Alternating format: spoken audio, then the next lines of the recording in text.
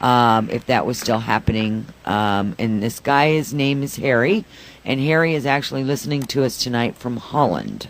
Well, unfortunately for Harry and everybody in the Low Country, it is indeed occurring right at this moment. It's actually being discussed, although we're seeing the language appear, but it's actually curiously not focusing on the oceans per se, but what's going on underneath them. So the language currently that's starting to fill out the bulk of the global coastal phenomena relates to the large earthquakes in Sumatra, off the coast of Tonga, Indonesia, etc. And the potential for the global coastal event to take the next step up will occur in the Pacific there. But it doesn't mean that someone in a low country, below sea level, shouldn't be concerned, because the issue for us is that we actually think that the Australian Indo-European or Indo-Australian plate, which cracked, is putting pressure on the Pacific plate. We may get another crack there, and that'll affect the coast in a serious way. Wow. Okay. Yeah. That's interesting, because I had some visions of Australia, which I never have, and they just happened within the last week or so. So it's kind of interesting that you would bring that up. Kind of a lot of some of the stuff that I've seen before. You and I have actually talked about it on the show with what comes out in your report. So I find it really fascinating. Well, it actually should work that way, I think, just the way that it's curious but also comforting to a certain extent that our frequent pick on dates. I've got astrologers that'll say, oh, look, it's a hot date because of, Mars is, whizzing around your Neptune or something. And it's like, okay, good. This is good, I guess, But like I say, it's comforting because, of course, universe should be holistic and structured like that. And that if our stuff has any validity, then we should find validity in other formats. Agreed. Including, dream visions, etc. Yeah, and I'm telling you, I still have a couple of the visions that I had been given a while back, that when a vision has come to pass, or it's not going to come to pass because we've changed events or whatever, they go away and I don't see them anymore. I don't even have them. I don't even recall them as a memory unless somebody brings them up and talks to me about them again. But I still have two visions that have not left me, and it's the one with the underground subs, in which there's transporting something from an underground sub, and the other is the eruptions in the ocean from the ocean floor. We talked about that. I'm not sure if it was the last time you were on or the time before last, but I think it was time before last, yeah. But we need to revisit that as well, especially in light of this. Well, why don't we have a coffee break here, and I'll go down and get my coffee heated up here, and then when we come back, we can pick up there. Well, and I have to let everyone know that Clif is also having a fantastic, wonderful coffee that from all these miles that I can smell it all these miles, it's wonderful. Yes. But of course, up here in the Northwest, they teach coffee roasting in kindergarten. So. Well, lucky you. Yeah. But I think it will be a good time for us to go ahead and take a break. For the rest of you, please do not go away. We will be back after this long break. It's about 5 minutes at the top of the hour with more of Clif High right here on Journeys with Rebecca. And welcome back, and you're listening to Journeys with Rebecca. Let's check to see if Clif made it back. Clif, are you there? I sure am, and I've got hot coffee, so I'm good to go. Oh, you got that good stuff that you roast yourself. I can smell it here in Kansas City. That's great. Okay, so, wow, I'm going to tell you what, that first hour just went by woom, fast, just really, really fast. And there was a ton and a wealth of information in there as well. So, again, where would you like for us to pick up from this, Clif? Would you like us let's go back to the Earth changes kind of stuff, okay. The whole global coastal phenomena. The phenomena is going to be many different phenomenon.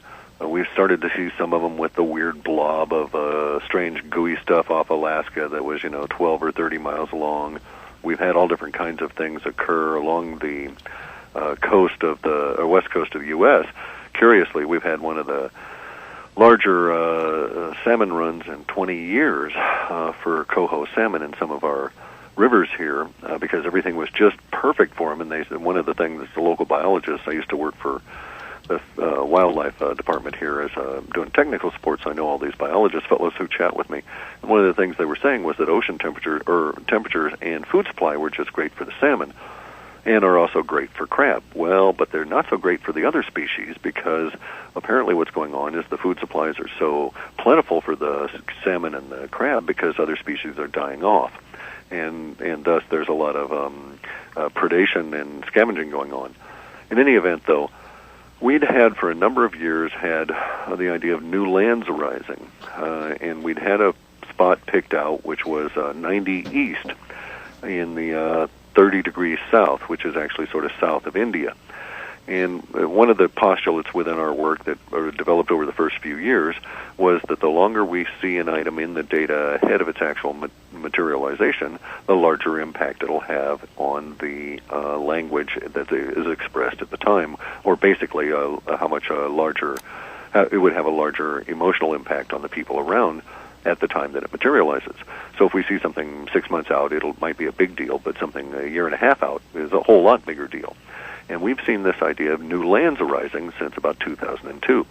And one of the things that we had was this spot, 30 south, 90 east, which, of course, now turns out, as we've discovered, to be the southern terminus of the crack that formed in what had been the Austro-Indian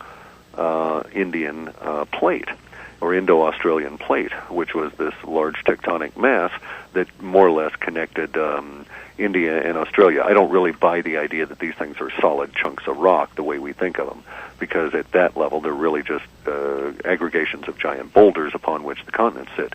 But nonetheless, we can think of them as basically a plate that cracked with the tsunami, and its termination point is down at 90 east, which is curious because that's where we had seen a very large landmass that was going to eventually start popping up there.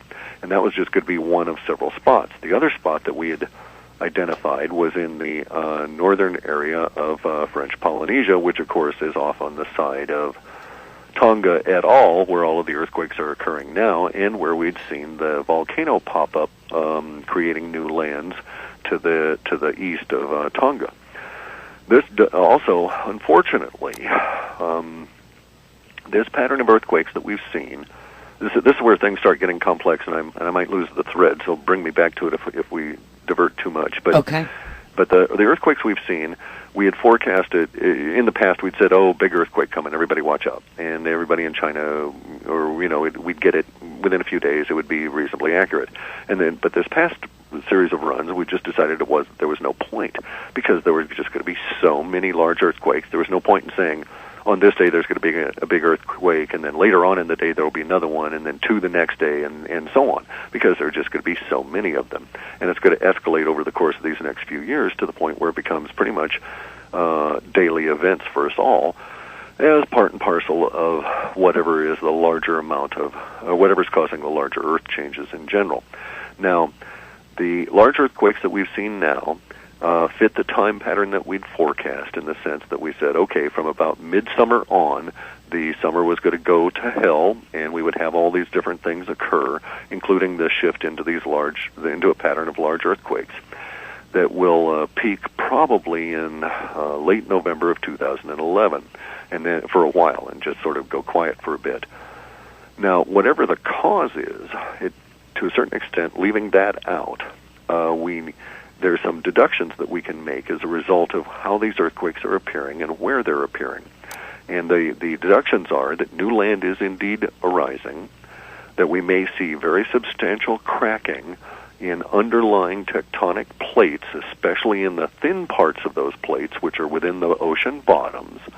This may go to the as element C here is a deduction, it may go to actually support the idea of plasma expansion as a subset of the electric universe model, which basically means that our Earth is expanding as new material, new matter is actually created in the middle of it, and thus like an